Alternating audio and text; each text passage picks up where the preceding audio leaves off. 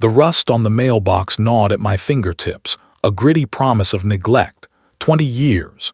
It had been 20 years since I last saw this place, 20 years since the air had tasted of pine needles and stagnant water. The hinges shrieked a protest as I pushed open the gate, the sound tearing through the otherwise suffocating quiet. The path leading to the family lake house, visiting after 20 years, was choked with weeds, their tendrils clawing at my ankles. My inheritance, a grand, if dilapidated, testament to a branch of my family tree I barely remembered. The letter had been stark, devoid of sentiment, a dry legal document that landed on my cluttered desk like a fallen meteorite. Marcus Thorne, sole heir to the estate of Elara Vance. Vance. The name itself was a whisper from a forgotten past. I'd spent my life sifting through the dust of history, chasing phantom truths in brittle manuscripts, always on the precipice of a breakthrough, always falling short. Grants dried up, publishers grew impatient, and my dissertation on pre-Christian fertility rites remained a monument to my ambition and my failure. Now this. A sprawling, forgotten property miles from anywhere, a place I hadn't thought of since I was a child. The house itself loomed, a silhouette against the bruised twilight sky. It was larger than I remembered, a dark, brooding presence. A single shutter hung precariously from a rusted hinge, swaying with a mournful rhythm in the barely there breeze. The air was thick, heavy with the scent of damp earth and decaying leaves. A faint, cloying sweetness, like overripe fruit left too long in the sun, clung to the periphery of my senses. It was an unsettling perfume, one that spoke of things best left undisturbed. The lock groaned, a deep, guttural sound that echoed in the stillness. Dust motes danced in the sliver of light that pierced the gloom like tiny, frantic spirits. It wasn't the absence of sound, but a pregnant hush, as if the house itself held its breath. My footsteps, muffled by the threadbare rug in the foyer, seemed to boom in the vast emptiness. It smelled of mildew and something else, something musky and animalistic like a long-abandoned den. A grandfather clock stood sentinel in the hall, its pendulum frozen mid-swing, a silent testament to the passage of time, or perhaps its cessation. Faded floral patterns, once vibrant, now leached of their color, seemed to writhe in the dim light. Each room was a tableau of abandonment. Furniture draped in white sheets stood like spectral figures. A thick layer of dust coated every surface, undisturbed for what must have been decades. In the parlor, a grand piano sat lid closed, its ivory keys hidden, a silent melody trapped within its wooden shell. I imagined Elara Vance, a woman I knew only from faded photographs and my mother's vague recollections, a reclusive, eccentric aunt. What secrets did this place hold that she'd left it to me, a distant relative she hadn't seen in 30 years? My academic mind, ever the observer, catalogued the decay, the textures, the smells. This was history, raw and unvarnished. But beneath the detached academic curiosity, a tremor of unease began to snake its way through me. It was more than just the dust and the disrepair. It was the pervasive stillness, the feeling of being watched, of being an intruder in a place that was not truly empty. I found myself drawn to a heavy oak door at the end of the main hall. A faint, almost imperceptible scratching sound emanated from behind it. I paused, my breath catching in my throat. Was it the wind, a rodent? The sound was too deliberate, too rhythmic for either. It was a soft, persistent scritch, scritch, scritch, like fingernails on wood. My heart, a traitorous organ, began a low thrum against my ribs. I told myself it was the isolation, the unfamiliar surroundings, the sheer weight of the past pressing down. But the scratching continued, unwavering, a tiny, insistent rhythm that frayed my nerves. I reached for the doorknob, my hand trembling slightly. As my fingers closed around it, the scratching stopped. What lay behind that door? The iron gate groaned, a metallic sigh that echoed the weariness of the woods. It scraped against overgrown gravel, each shriek a fresh assault on my ears. I'd expected decay, of course. 20 years is a long time for any structure to stand unloved, especially one as remote as this family lake house, visiting after 20 years. But the sheer oppression of it, the way the air immediately thickened, turning heavy and cloying like damp earth, that was something else entirely. Pine needles, thick and brown, carpeted the driveway, muffling my footsteps. The scent was sharp, clean, but beneath it, something else lingered. A subtle, almost imperceptible sweetness, like overripe fruit left too long in the sun. I told myself it was just the swampy ground nearby, the stagnant water I remembered from childhood summers. Yet the smell seemed to cling, a thin, persistent veil. The house loomed ahead, a hulking silhouette against a bruised twilight sky. It wasn't just old, it was wrong. The angles seemed too sharp, the gables too steep, as if the very architecture had been warped by some unseen force. Patches of dark, velvety moss clung to the clapboard siding, obscuring the original color, giving it the appearance of a great, slumbering beast cloaked in shadow. Windows, like vacant eyes, stared out from beneath heavy, sagging eaves.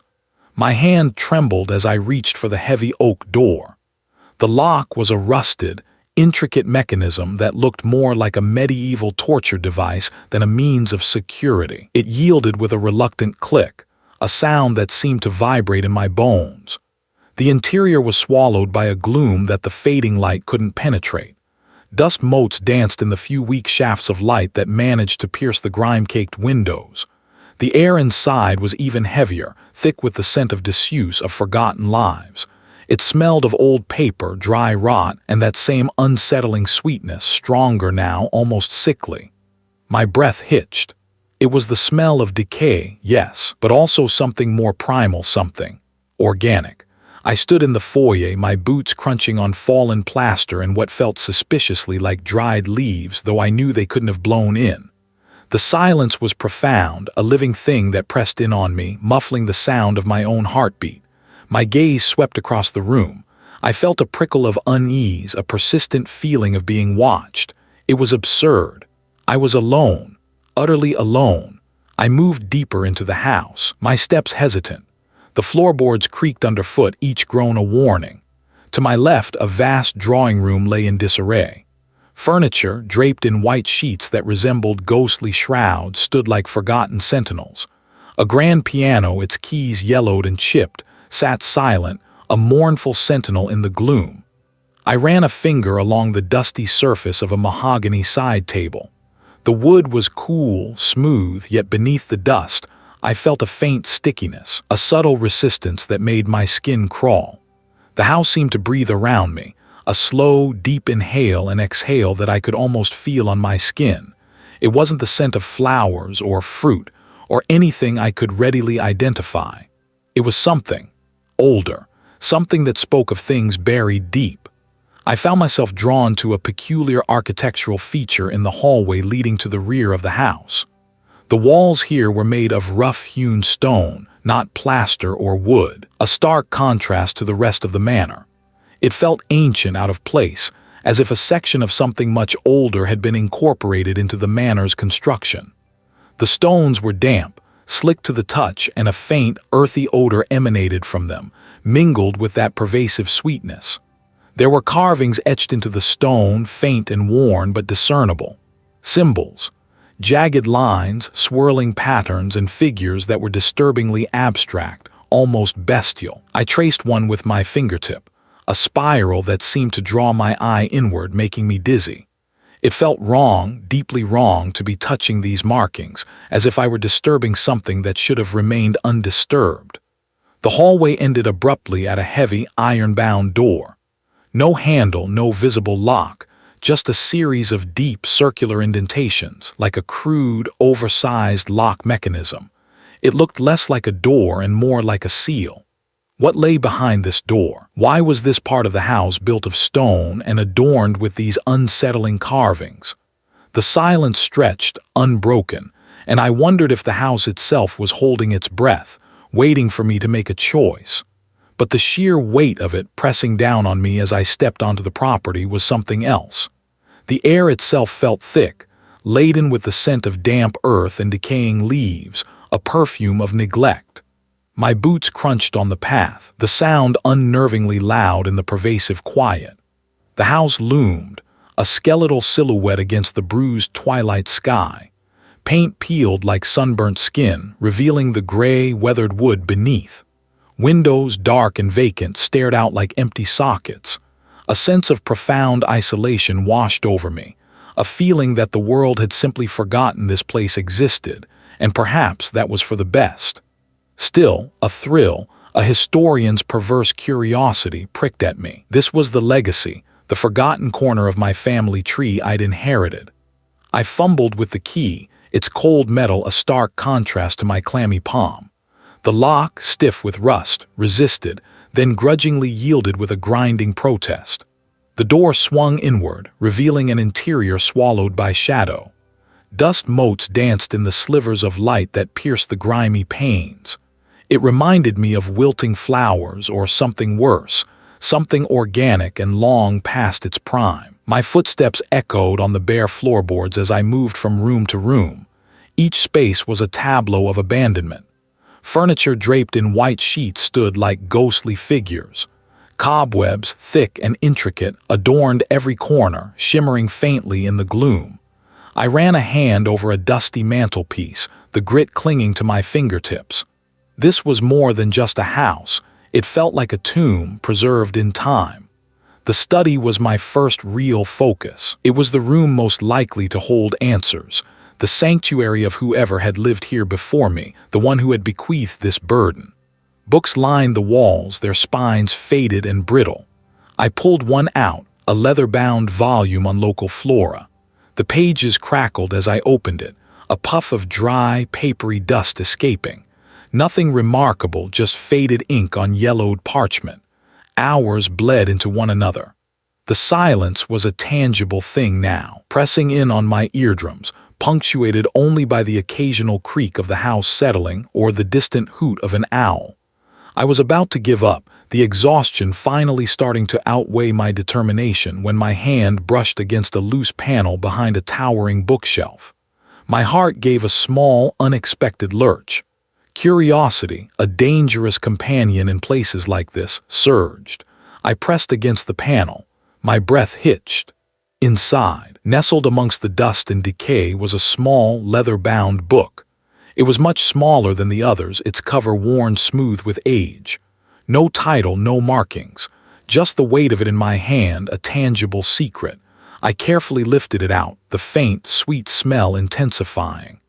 Back at the main hall, by the dying light of the lantern, I opened the journal. It was a diary. The entries were sporadic at first, detailing the mundane aspects of life at the lake house, the weather, Arden, the solitude. But as I turned the brittle pages, the tone began to shift. The harvest is near, one entry read dated nearly a century ago. The old ones stir beneath the soil, they hunger for the bloom. My fingers trembled as I traced the words. Bloom, what bloom? I kept reading, a knot of unease tightening in my stomach. The moon is full. The air is heavy with anticipation. My offering is prepared, may it appease the sleeper. Offering, sleeper, the sweet, cloying smell seemed to emanate from the very pages now, a phantom scent of decay and something vital.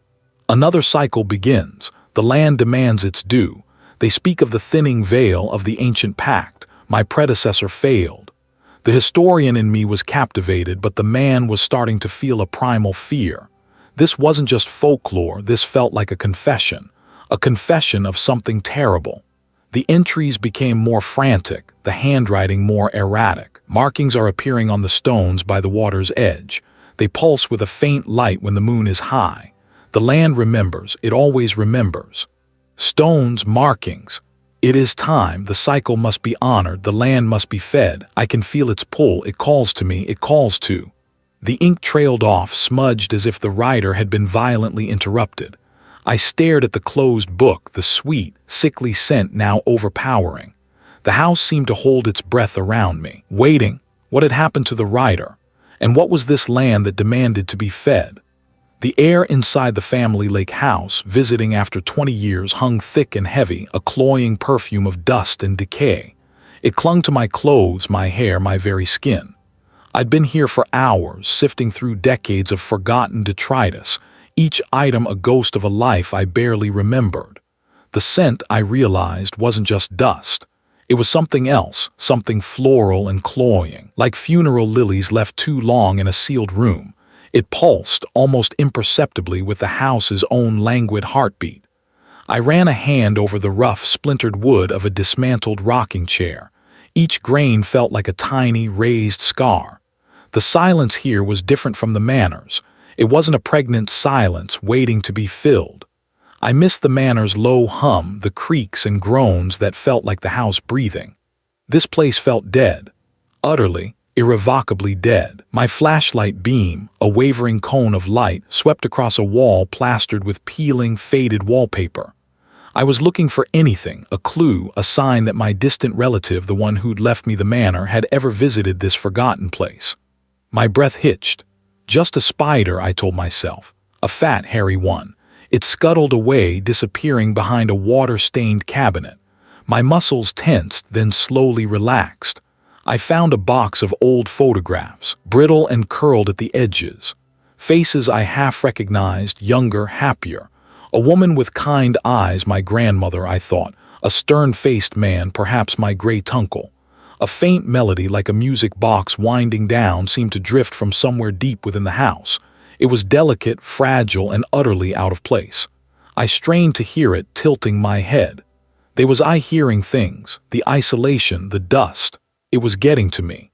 I moved deeper into the house, towards what must have been the main living area. A large stone fireplace dominated one wall, its maw choked with ash and debris. I shivered, pulling my jacket tighter.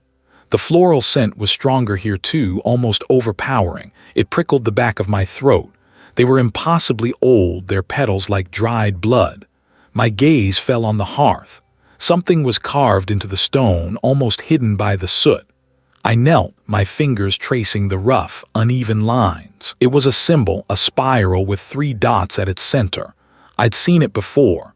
In the manor, etched into the wooden beam above the cellar door. My heart gave a strange, lurching beat. This wasn't a coincidence. The connection between this place and the manor was real. As I traced the symbol, a sudden gust of wind, impossibly strong for an enclosed space, slammed the heavy wooden door shut. The sound reverberated through the house, shaking the floorboards beneath my knees. Dust rained down from the ceiling. I scrambled to my feet, my eyes darting around the room. The floral scent intensified, becoming almost suffocating. It wasn't just a smell anymore. It felt like a presence, a heavy cloak settling over me. I could feel it pressing in, a palpable weight in the air. So faint, I almost dismissed it as the wind. It was a dry, rustling sound, like dead leaves skittering across pavement. It seemed to come from everywhere and nowhere at once. I froze, my blood turning to ice. It was my name. Marcus. The sound was a caress and a threat, a promise and a warning. It slithered into my ears, burrowing into my mind. I stumbled back, my hand flying to my mouth to stifle a cry. My flashlight beam, now steady, illuminated the empty room, the dust motes dancing in its light. There was no one there, nothing. Undeniably real. The family lake house, visiting after 20 years, was not as dead as it seemed. What else had my relative left behind in this place? The silence that followed the sound was a different kind of weight. It pressed in, heavy and expectant.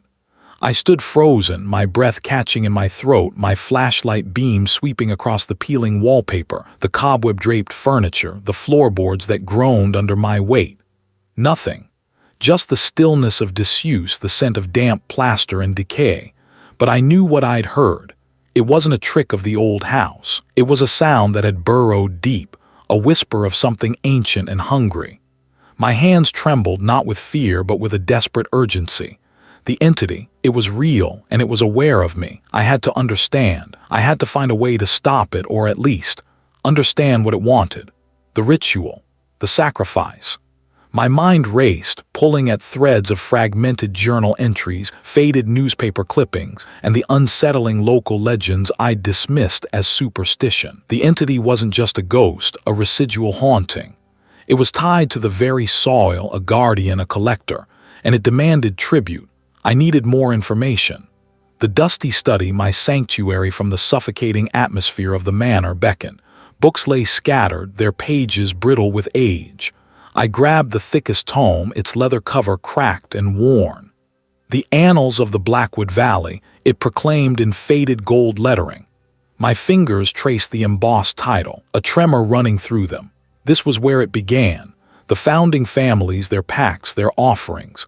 The text was dense, written in a spidery script that made my eyes ache.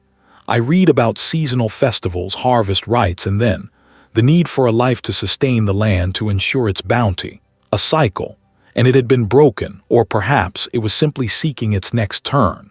A sudden gust of wind rattled the shutters, making me jump.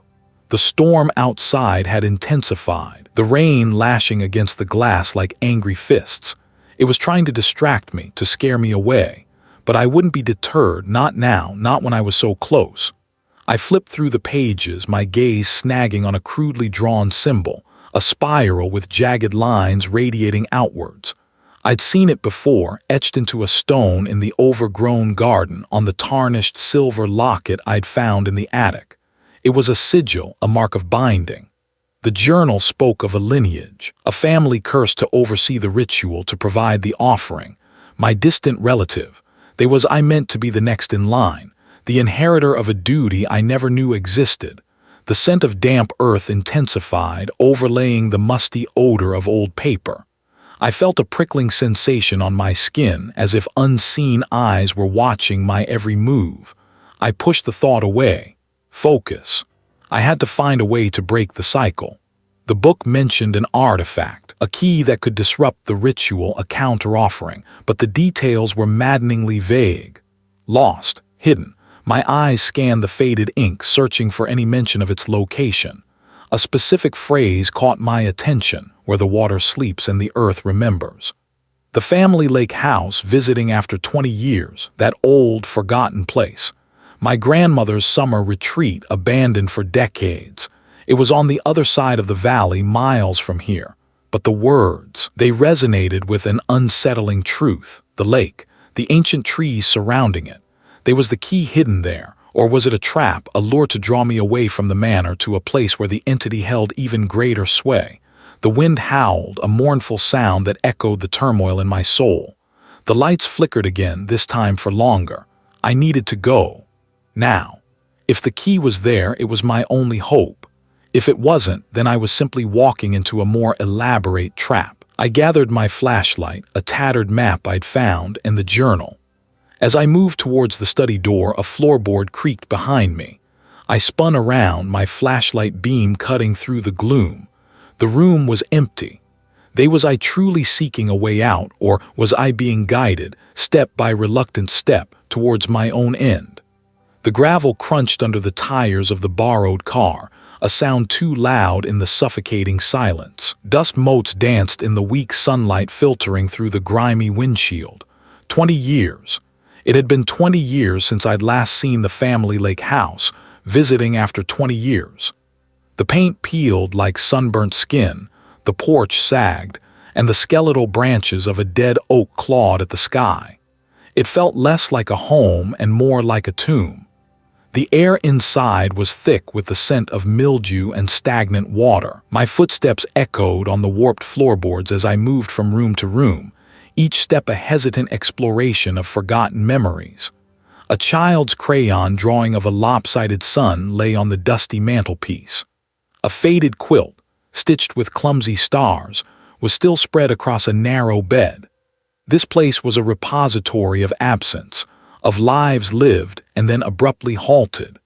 I found the journal tucked away in a loose floorboard beneath the sagging armchair in the living room. My grandmother's handwriting, elegant and spidery, filled its pages. I dismissed the whispers of the lake, the whispers tied to the manor's cursed lineage, as mere folklore, but the journal spoke of a different truth. It detailed the cycles, the bloodlines, the agreement. A pact made generations ago with something ancient, something that dwelled beneath the placid surface of the lake, a hunger that demanded appeasement. The date circled in red ink on the final, brittle page sent a tremor through my hand. Tonight, the date was tonight. A sudden gust of wind rattled the window panes and I flinched, my breath catching in my throat. I told myself it was just the old house settling, the wind playing tricks. I reread the passages, my eyes scanning the words with a desperate urgency. The entity, as my grandmother called it, sought a conduit, a vessel to anchor itself to the waking world. In exchange for what? Prosperity, protection. The journal was vague, lost in the labyrinth of its author's fading sanity. But the price was clear, a life, a willing sacrifice or one taken. The water was unnervingly still, reflecting the bruised twilight sky. There was a pull to it, a silent invitation that made my skin crawl. I remembered the stories my grandmother used to tell, hushed tales of the lake's depths, of things that stirred when the moon was full. I'd always thought them fanciful. Now, the hairs on the back of my neck stood on end. The journal mentioned a specific offering, not just blood but a life's essence willingly surrendered.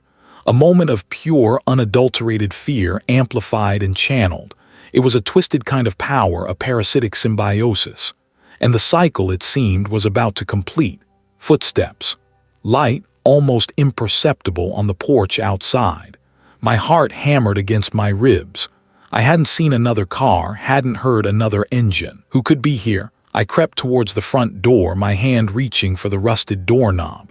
The scent of damp earth and something else, something metallic and acrid, filled my nostrils. It was the smell of decay, of things that had long since ceased to be alive. The doorknob turned under my touch, a groan of protest from the ancient wood. I pulled the door open a crack. Nothing. But the feeling of being watched intensified, a palpable pressure against my skin. The lake seemed to hum, a low vibration that resonated deep within my chest. I stepped onto the porch, scanning the overgrown yard. Then a ripple disturbed the placid surface of the lake. A single perfect circle expanding outwards. And from the center of that circle, a faint phosphorescent glow began to bloom. It is time. My breath hitched. I could feel it now, the entity's presence, a vast, ancient awareness seeping from the water, from the very soil beneath my feet. It was not a creature of flesh and blood, but something far older, far more insidious. It fed on desperation, on fear, on the very essence of life. I backed away, my eyes fixed on the pulsing light. The journal. There had to be something else, a way out, a loophole. My fingers fumbled for the worn leather cover in my pocket. The words blurred before my eyes. The offering must be pure, the fear must be absolute, but the will is the key. The will, my will, if I could resist, if I could deny it, would that be enough? Or would it simply take what it wanted, regardless of my consent? Come, embrace the peace. Asterisk, I could feel it trying to pull me, a gentle, insidious tugging at the edges of my consciousness. It promised oblivion, an end to the gnawing fear, the constant struggle. It was a tempting offer, too tempting. I stumbled backward, my hand finding the rough bark of the dead oak. Its stillness was a stark contrast to the churning chaos within me. The lake's surface was now a mirror of shifting, unholy light. A figure began to coalesce within the glow, a silhouette of impossible angles, of limbs that bent in ways no living thing could. It was not reaching for me, not yet. It was waiting. The journal slipped from my grasp, landing with a soft thud in the overgrown grass. I didn't dare look down. My gaze was locked on the apparition in the lake. It was the confrontation, the moment of truth. My life or its endless hunger. Was there a third path? A sacrifice I could make that wasn't my own life? What did it truly want, and what was it willing to do to get it? And I was at its precipice. The air in the abandoned factory was thick, a cloying mixture of rust and something else, something ancient and dry. I could still feel the phantom weight of its presence, a cold pressure behind my eyes. It had retreated for now. The silence that followed its departure was a brittle thing, easily shattered. My breath hitched in my throat. Was it truly gone or merely waiting? I ran a trembling hand over the rough concrete floor. The dust, disturbed by our struggle, swirled in the faint light filtering through the grime-caked windows. Now only the echo remained, a vibration in the very marrow of my bones. What had I done? I'd followed the brittle, yellowed pages, the cryptic scrawls of a forgotten ancestor. I'd traced the symbols, spoken the guttural incantations. It had felt like a descent into madness, a desperate gamble against an unimaginable foe. The promise of the ritual, the offering. It had been abhorrent, yet I had done it. I had performed the rite. The consequence was immediate and profound. A stillness descended, not of peace but of exhaustion. The factory, which had thrummed with a malevolent energy moments before, now felt merely derelict, a shell of its former self. The air, though still foul, no longer carried the scent of decay and something else, something like dried blood and regret. I pushed myself to my feet, my limbs heavy as lead. The tools of the ritual lay scattered around me, the obsidian shard still slick with what? The chipped earthenware bowl, its interior stained a deep, unsettling crimson, and the final piece, the offering itself. I couldn't bring myself to look at it directly, not yet. The memory of its stillness was seared into my mind. My gaze swept across the cavernous space. The flickering lights of the emergency lamps, which had seemed to pulse with a desperate, frantic rhythm, now cast a steady, mundane glow. It was over. The ritual was complete, but had I appeased it, or merely postponed the inevitable? The folklore spoke of cycles, of a hunger that was never truly sated. I had believed I was fighting to survive, to break free. Had I merely fulfilled a role that had been waiting for me all along? I needed to leave. The factory felt like a tomb, and I was its sole, terrified occupant. My boots crunched on the debris as I walked towards the massive, rusted door. It groaned in protest as I heaved it open, the sound echoing through the vastness of the space. The outside world was a shock. The late afternoon sun, though weak, felt blindingly bright after the perpetual gloom of the factory. The air was clean, crisp, carrying the scent of pine needles and damp earth. It was a stark contrast to the suffocating miasma I had just escaped. I inhaled deeply, trying to purge the lingering stench of fear and something more primal. I looked back at the imposing structure, its brickwork stained and crumbling. It was a monument to forgotten things, to rituals best left undisturbed. I had walked into its depths a scholar, a seeker of truths. I had emerged. Something else. My hands were still stained. I scrubbed them against my jeans, but the faint, coppery sheen remained. It was a physical manifestation of what I had done, a permanent mark. I felt a profound sense of isolation, a chasm opening between myself and the world I had known. The drive back was a blur. The familiar landscape of rolling hills and scattered farmhouses seemed alien, unreal. I kept glancing in the rearview mirror, half expecting to see the factory receding into the distance, or worse, to see something else gaining on me. I found myself pulling over to the side of a deserted country road. The sun was dipping below the horizon, painting the sky in hues of bruised purple and fiery orange. I needed to think, to process. But the thoughts wouldn't coalesce, wouldn't form coherent sentences. The entity, its promises. I had been so focused on the immediate threat, on escaping its clutches. But what had it truly wanted? And had I given it what it craved? The folklore was maddeningly vague, hinting at appeasement, at renewal, at a price. My gaze drifted to the trees lining the road, their branches skeletal against the twilight. They seemed to watch me, silent and ancient. Did they know? Did the very land remember what had transpired within those factory walls? I reached for my phone, my fingers fumbling. I needed to call someone, anyone, but who? Who would believe me? And what could they do? I was alone in this, utterly and terrifyingly alone. The weight of my actions settled upon me, a crushing burden. I had sought to understand the past, and in doing so I had irrevocably altered my future. I flinched, my head snapping up. Was it just the wind, or was it a reminder, a promise? I started the engine, my hands slick on the steering wheel. I had to keep moving. But where was I going, and what was waiting for me when I got there? Had I truly ended it, or merely begun something far, far worse? The drive back was a blur of gray asphalt and splintering pine. 20 years. It had been 20 years since I'd last seen the peeling paint of the family lake house, visiting after 20 years. My uncle's lawyer had been insistent. A final formality, he'd called it. A simple clearing of the estate, a few signatures. He hadn't understood, not really, the weight of what he was asking. The air inside the lake house was still, heavy with the scent of dust and dried lake reeds. sunlight, muted by grimy panes, painted long, weak stripes across the faded floral carpet. It was a ghost of a place, a repository of memories that felt both mine and entirely alien. I moved through the rooms like an intruder, my footsteps unnervingly loud on the bare floorboards of the hallway. Each creak, each groan of the settling timber sent a fresh jolt of unease through me. I found myself drawn to the windows, to the murky expanse of the lake. The water was a dull pewter, reflecting the bruised sky. I remembered summers here, the laughter, the endless days spent fishing, the smell of damp earth and sunscreen. Now it felt watchful.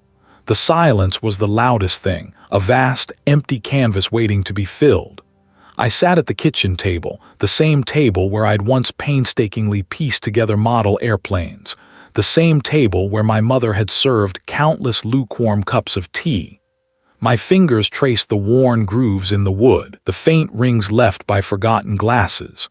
The lawyer had given me a stack of documents, the final paperwork for Blackwood Manor. I was supposed to sign them, to officially relinquish any claim, to let it fade into the annals of forgotten properties. But my hand trembled as I reached for the pen. Blackwood. The name itself was a low hum beneath my skin. I could still feel the chill, the oppressive stillness that had clung to the manor like a shroud. The memory of the air in the abandoned factory, that cloying mixture of rust and something ancient and dry, was a phantom ache behind my eyes.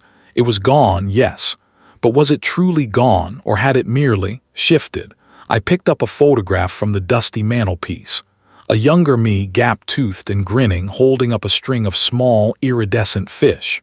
Beside me, my uncle. His eyes, even then, held a peculiar depth, a knowing glint that had always unsettled me. He'd been the keeper of stories, the one who'd whispered tales of the woods, of things that moved just beyond the edge of sight. Had he known? Had he always known what slumbered beneath the soil, what demanded its due? I was supposed to be here to finalize things, to put the past to rest. But the past, I was learning, was a far more tenacious thing than I had ever imagined. I looked at the documents again. The signature line for Marcus Thorne seemed to swim before my eyes. The ink of the pen felt impossibly heavy, a physical manifestation of a choice I wasn't sure I was equipped to make. The entity, the presence that had resided at Blackwood, had been driven back. I had survived. I had deciphered enough, seen enough, to know that some doors were never meant to be opened, some secrets best left buried. I closed my eyes, trying to conjure the calm I'd felt in the fleeting moments after the confrontation, the brief, fragile peace. But it was no use. The faint scent of dust and dried reeds seemed to carry a faint metallic tang, a ghost of the air in the factory. The lawyer was waiting for my call. The paperwork was waiting for my signature. Blackwood Manor was waiting for its fate to be sealed. But a part of me, a significant, terrifying part of me, wondered if Blackwood Manor had already claimed its due, not in blood, but in something far more insidious. Had it left a piece of itself behind, a seed planted in the fertile ground of my own fractured mind? I opened my eyes and looked out at the lake. A single ripple disturbed the surface, spreading outwards in silent, inexorable waves. Was that the wind, or was it something else stirring in the depths, a subtle acknowledgement of a debt still owed? I picked up the pen, its cool metal a stark contrast to my clammy hand. The signature line beckoned. But as I hovered the tip of the pen over the paper, a low, almost imperceptible hum began to resonate within my own skull, a familiar vibration that made the fine hairs on my arm stand on end. It was a sound I hadn't heard in weeks, a sound I had desperately tried to forget. It was the sound of something waiting. Had I truly escaped, or had I merely been relocated?